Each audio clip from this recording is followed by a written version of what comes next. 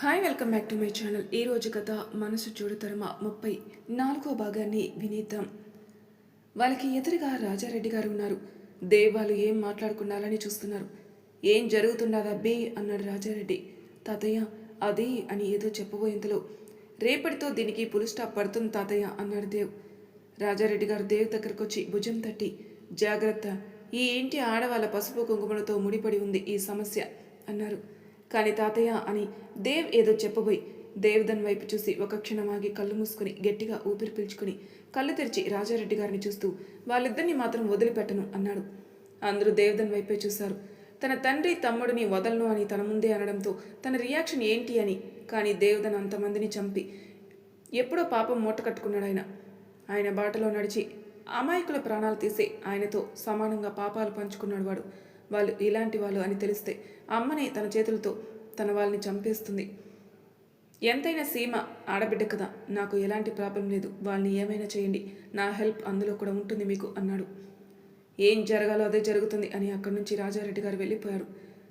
అప్పటిదాకా వీళ్ళ మాటలు విన్న ఆనంద్ రాజారెడ్డి గారి వెనకే వెళ్ళి అసలు ఏం జరుగుతుంది నాన్న, వాళ్ళు ఏం చేస్తున్నారు, అదంతా మీకు ముందే తెలుసా అన్నాడు. శేఖర్ మహేంద్రలు అక్కడికి వచ్చి అలానే చూస్తున్నారు. రాజారెడ్డి గారిని మీకు తెలుసా అన్నట్టు. నాకంతా తెలుసు అన్నాడు. కానీ ఎలా నాన్న, ఎప్పుడు నాన్న అన్నాడు శేఖర్. మీరా ఈ ఇంటి బిడ్డ అని తెలిసిన రోజే దేవ్ నాకంతా చెప్పాడు అన్నాడు.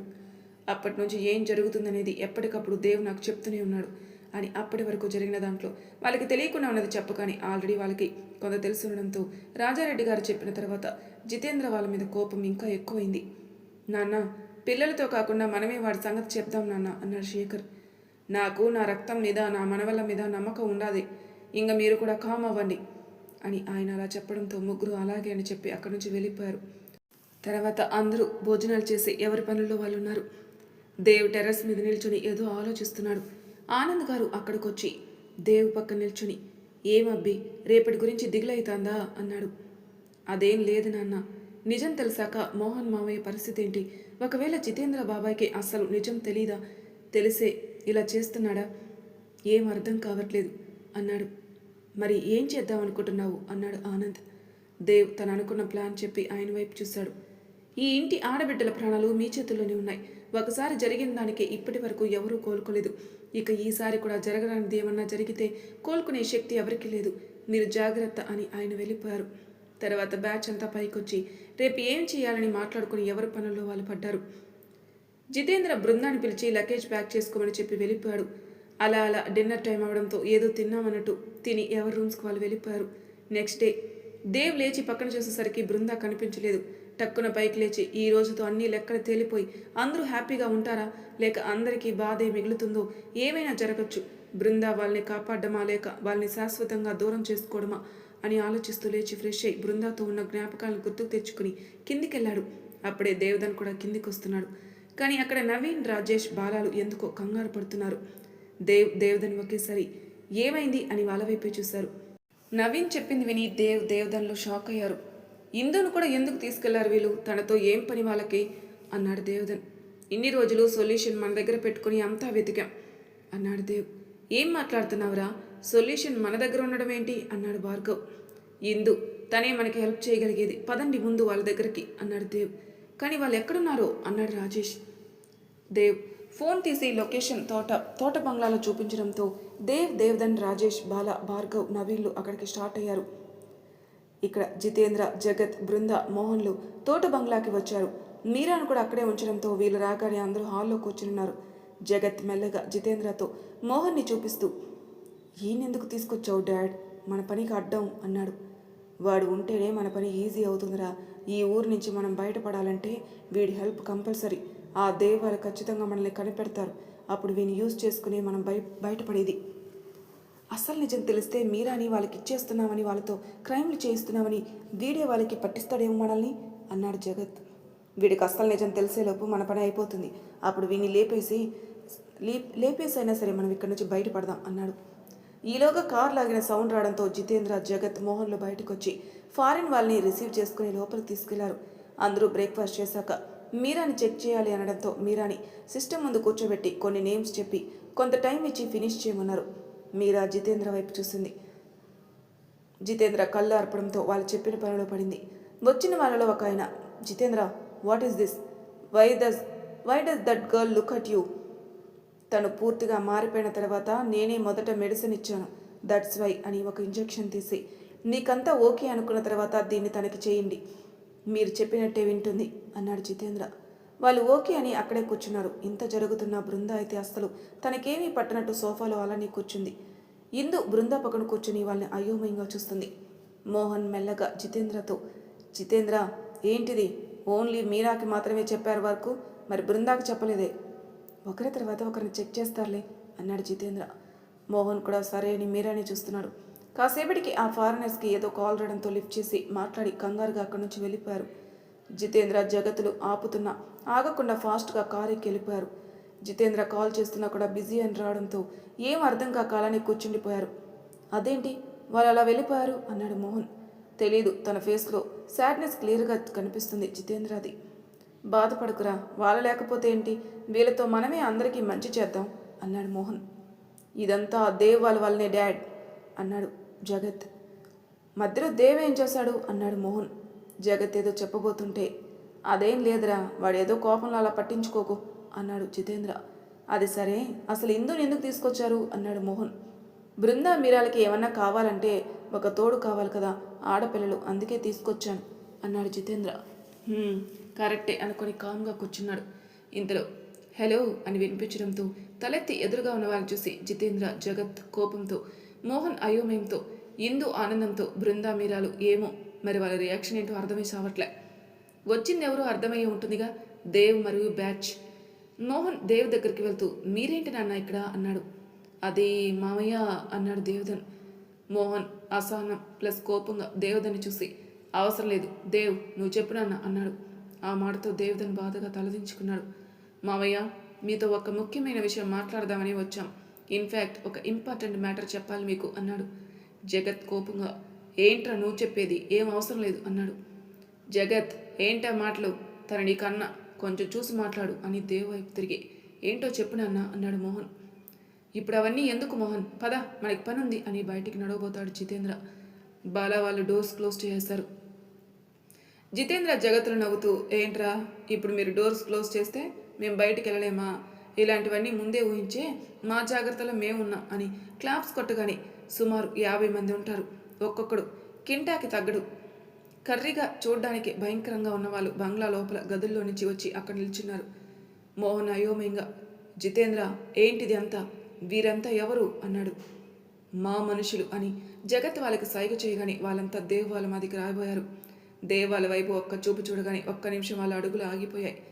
రే, మేం తేర్చుకోవాల్సిన మ్యాటర్స్ కొన్ని ఉన్నాయి, అవయ్యాక మన పని కానిద్దాం, అంతవరకు ఎనర్జీ కోసం ఏమైనా తినండి అన్నాడు దేవ్.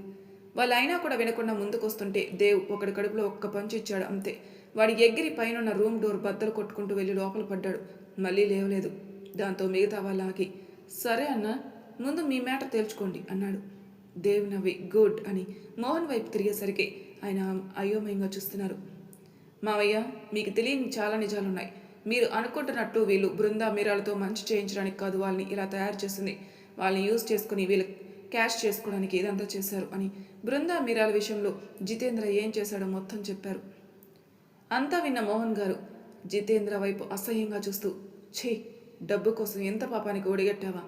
నా భార్యకి అన్న వరుస అనే ఒకే ఒక కారణంతో ఇంట్లో తెచ్చిపెట్టి నా చెల్లినిచ్చి పెళ్లి చేస్తే నా కుటుంబానికి హాని చేశావు, అది కూడా డబ్బు కోసం. ఇంత పెద్ద ఇంటికి అల్లుడు అయినా కూడా నీ కుక్క బుద్ధి చూపించావు. డబ్బు కోసం ఎవరూ చేయని పాపం చేశావు, మహాపాపం అది. నీ మొహం చూడాలంటేనే అసహ్యం వేస్తుంది, ఛీ అన్నాడు. ఏంట్రా ఏదో పెద్ద మీరే ఉత్తములైనట్లు చేస్తున్నావు అన్నాడు జితేంద్ర. మోహన్ కోపంగా, నోరు ముయ్, ఇంకొక మాట నీ నోటి నుంచి వచ్చిందో నేనేం చేస్తానో నాకే తెలీదు అన్నాడు మోహన్. మావయ్య, మీకు ఇంకో విషయం కూడా చెప్పాలి అన్నాడు దేవ్. బాను మీ కన్న కూతురు, మీరిచ్చిన మెడిసిన్స్ వల్ల కాదు అత్తయ్య పిన్ని కన్సీవ్ అయింది. ఆల్రెడీ వాళ్ళు కన్సీవే. ఆ విషయం మీకు చెప్దామంటే మీరు ల్యాబ్లో బిజీగా ఉన్నారు, వచ్చాక చెప్పచ్చని ఇద్దరు ఆగారు. కానీ మీరిచ్చిన మెడిసిన్ వల్లే కన్సీవ్ అయ్యారని అనుకున్నారు. అసలు మీరిచ్చిన మెడిసిన్ వాళ్ళు వేసుకోలేదు. కావాలంటే పిన్నిని అడగండి. బాను మీ రక్తం పంచుకు పుట్టిన మీ బిడ్డ. తను పుట్టాక అత్తయ్య చనిపోయిందని తనని అసహించుకున్నారు, కానీ అత్తయ్యని చంపింది ఈ జితేంద్రని. అతనికి ఆల్రెడీ పెళ్ళయింది. పైగా అతను సబిత అత్తయ్య వాళ్ళకి చెయ్యాలి అనుకుంది అంతా అత్తయ్యకి తెలిసి ఈయన్ని నిలదీస్తే ఈయన చెల్లి అని కూడా చూడకుండా అత్తయ్యని చంపేశాడు. అత్తయ్య ఇదంతా ముందే ఊహించి ఒక లెటర్ రాసి అల్మారాలో పెట్టింది. కానీ మీరు బాను పుట్టడం వల్ల అత్తయ్య చనిపోయిందనుకుని తన్ని దూరం చేస్తూ అత్తయ్య అల్మారాని సరిగ్గా చూడక ఆ లెటర్ గురించి మీకు తెలియలేదు. ఆ లెటర్నే బాను చూస్తుంది అని తనని చంపాలి అనుకున్నారు. జితేంద్ర వాళ్ళు మీకు మాత్రం తన మీద బ్యాడ్గా చెప్పి కన్న కూతుర్ని మీ చేతులతో మీరే చంపేయించుకునేలా చేశారు. అంతా విన్న మోహన్ ఉన్న చోటనే కుప్పకూలిపోయాడు. అందరూ ఆయన చుట్టూ చేరి లేపుతుంటే దేవదన్ వాటర్ తీసుకుని చిచ్చాడు. మోహన్ దేవదన్ వైపు చూస్తూ వాటర్ తీసుకుని తాగి చేతులు జోడించి నన్ను క్షమించరా అని దేవదన్ని చూస్తూ అన్నారు. దేవదన్ ఆయన చేతులు పట్టుకుని ఏంటి మావయ్య ఇది నిజం తెలియక మీరు ఇలా చేశారు, ఇంకా బాధపడకండి అన్నాడు. ఎలారా బాధపడకుండా ఉండడం? కంటికి రెప్పలా చూసుకోవాల్సిన కన్న కూతురిని నా చేతులతో నేనే కాటికి పంపాను. తల్లి ప్రేమ దూరమైన తనకి తోడుగా ఉండకపోగా తండ్రిని ఉన్నా కూడా లేనట్టే బిహేవ్ చేశాను. కనీసం చిన్నప్పటి నుంచి తోడుగా ఉన్న నీ ప్రేమనైనా పొందకుండా మీ ఇద్దరిని దూరం చేశాను అని ఏడుస్తుంటే ఆయన చూసి అందరికీ పాపం అనిపించింది. జితేంద్ర జగత్తులు మాత్రం నవ్వుకుంటూ వాళ్ళ వైపే చూస్తున్నారు. మోహన్ గారు అలా ఏడుస్తుంటే మావయ్య అని దేవదని ఏదో చెప్పేలోపే నాన్న అని వినిపించడంతో అందరూ తలెత్తి డోరు వైపు చూశారు. అక్కడ బాను కంటి నిండా నీళ్లతో నిల్చొని ఉంది. తను చూసిన మోహన్ గారు సంతోషంతో అది నిజమో కాదో నమ్మలేక అలానే దేవ్ వాళ్ళ వైపే చూస్తుంటే నీ కూతురు బ్రతికే ఉంది మావయ్య అన్నాడు దేవదన్. మోహన్ ఆనందంగా బాను వైపే చూస్తూ చేయి చాపగానే పరుగున వచ్చి తండ్రిని హత్తుకుని అన్నేళ్ళు పొందలేని తండ్రి ప్రేమని ఫీల్ అవుతుంది. మోహన్ గారు కూడా కూతుర్ని చూసిన ఆనందంలో దేవదన్ వైపు చూస్తూ ఎలారా అని అడగడంతో దేవదన్ రాజేష్ ఎలా బానుని సేవ్ చేస్తుంది, ఎలా వాళ్ళు సీక్రెట్గా ట్రీట్మెంట్ ఇప్పించింది అంతా చెప్తాడు. అంతా విన్న మోహన్ రాజేష్ దేవులకి చేతులు జోడిస్తూ ఏమిచ్చి మీ రుణం తీర్చుకోగలరా అన్నాడు. ఇద్దరు ఆయన చేతులు పట్టుకుని మావయ్య మనలో మనకిదంతా ఎందుకు అన్నాడు. జితేంద్ర జగత్లైతే బాను వచ్చినప్పుడే షాక్ అయ్యారు. దేవదన్ చెప్పింది విన్నాక మరింత షాక్ అయ్యారు. వాళ్ళ మొహాలను చూస్తే దేవ్ వాళ్ళు వెళ్ళి అక్కడున్న సోఫాలో కూర్చున్నారు. జితేంద్ర జగత్లు ఇద్దరు ఏదో గుసగుసలాడుతుంటే అబ్బా కొడుకు ఏమో మాట్లాడుకుంటున్నారు, మాకు చెప్తే మేమేమన్నా హెల్ప్ చేస్తాంగా అన్నాడు రాజేష్. జగత్ కోపంగా చూస్తూ నీ బోడి హెల్ప్ ఎవరికి అవసరం లేదు, అయినా మా చేతుల్లో వీరిద్దరి ప్రాణాలున్నాయి, ఆ విషయం మర్చిపోకండి అన్నాడు బృందా మీరాలను చూపిస్తూ. ఓరి నా రోట్టో, వీడికి ఇంకా మ్యాటర్ అర్థం కాల. అమ్మా వదినమ్మా అండ్ మై డార్లింగ్ కొంచెం మీ యాక్టింగ్ ఆపండమ్మా అన్నాడు రాజేష్. జితేంద్ర జగత్లో ఏం అర్థం కాకుండా చూస్తున్నారు మోహన్ గారు కూడా.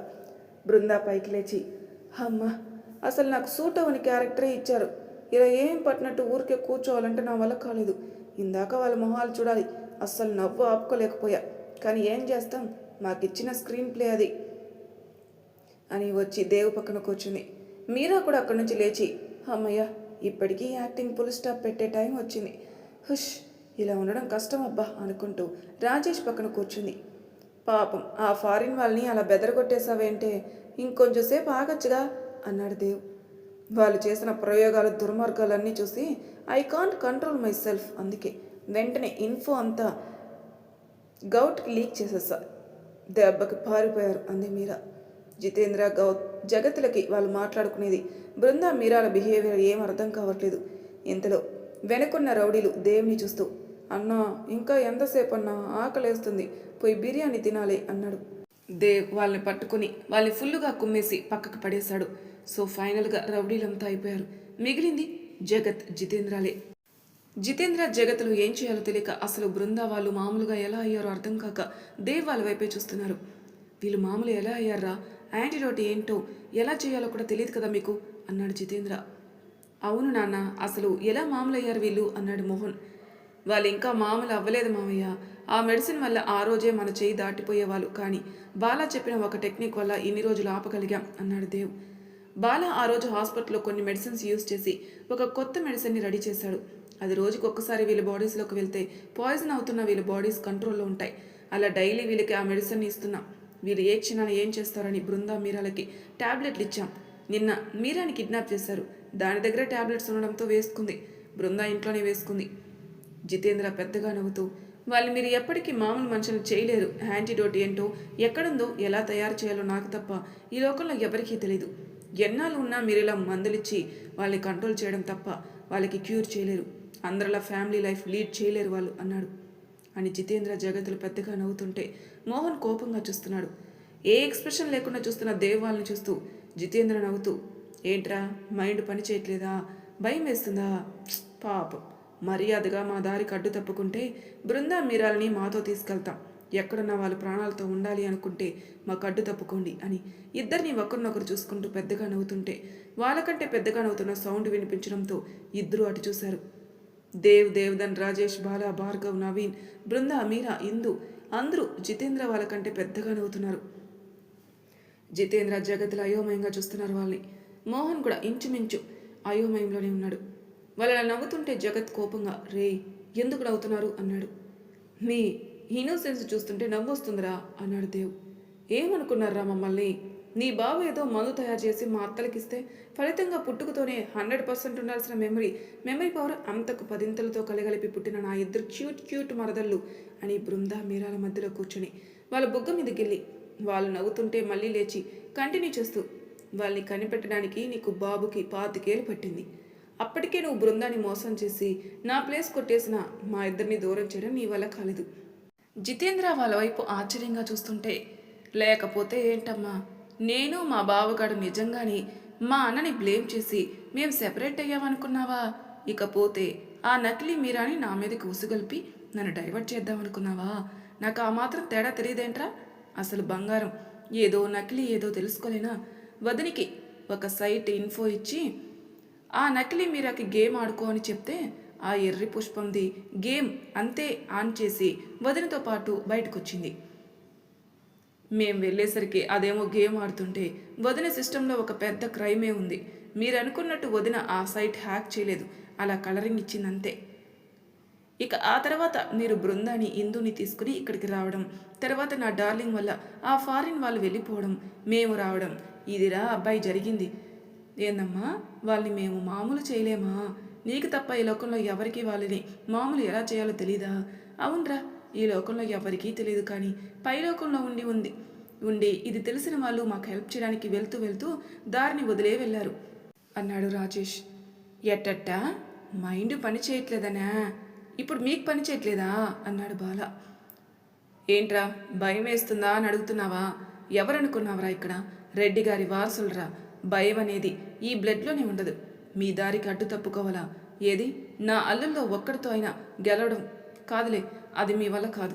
ఒక్క దెబ్బ వాళ్ళకి ఎదురుగా వచ్చి ఒక్క దెబ్బ కొట్టండి, నేనే మిమ్మల్ని ఇక్కడి నుంచి తప్పిస్తా అన్నాడు మోహన్. మరి తర్వాయి భాగంలో ఏం జరుగుతుందో నెక్స్ట్ ఎపిసోడ్లో తెలుసుకుందాం. అంతవరకు నా ఛానల్ సబ్స్క్రైబ్ చేయని వాళ్ళు ప్లీజ్ సబ్స్క్రైబ్ చేసుకోండి, లైక్ చేసి షేర్ చేయండి, మీ అభిప్రాయాలు నాకు కామెంట్ రూపంలో తెలియజేయండి. Thank you for listening.